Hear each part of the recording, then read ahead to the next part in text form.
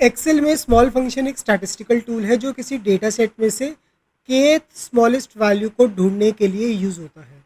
ये फंक्शन तब काफ़ी हेल्पफुल होता है जब आपको किसी लिस्ट में से लोएस्ट वैल्यू निकालनी होती है, जैसे कि लोएस्ट मार्क्स हो गए, मिनिमम सेल्स फिगर्स हो गए, या किसी कंपटीशन के बॉटम परफॉर्मर्स की वैल्यू को आपको आइडेंटिफाई करना है, तो आप स्मॉल फंक्शन का यहाँ पे यूज़ कर सकते हैं। इस फंक्शन के ज़रिए आप किसी भी रेंज या लिस्ट में से फर्स्ट, सेकंड, थर्ड एक्सेट्रा सबसे छोटी वैल्यू को आसानी से आइडेंटिफाई कर सकते हैं। ये function again non numeric values को और एम्प्टी सेल्स को इग्नोर करता है और सिर्फ न्यूमेरिक डेटा के साथ ही काम करता है। अगर आपको किसी भी डेटा सेट में से बॉटम परफॉर्मेंस या लोएस्ट वैल्यूज़ कैलकुलेट करनी है, तो स्मॉल फंक्शन आपके लिए एक एफिशिएंट सॉल्यूशन बन जाता है।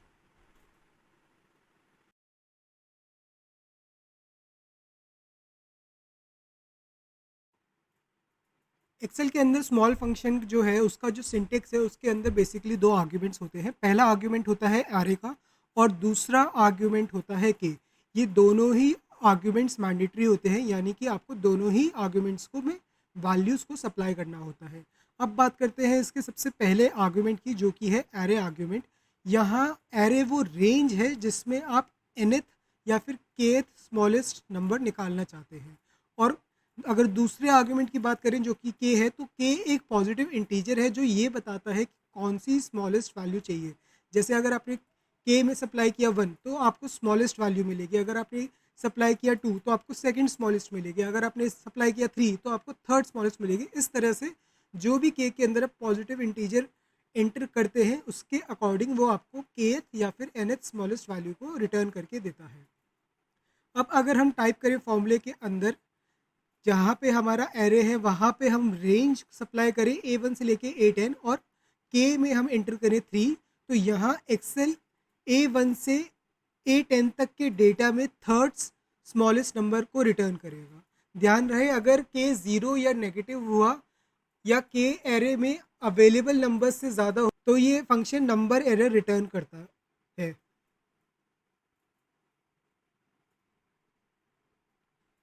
तो ये फंक्शन नंबर एरर रिटर्न करता है। इस फंक्शन में टेक्स्ट वैल्यू एम्प्टी सेल्स को इग्नोर किया जाता है और न्यूमेरिक वैल्यूज़ को कंसिडर किया जाता है।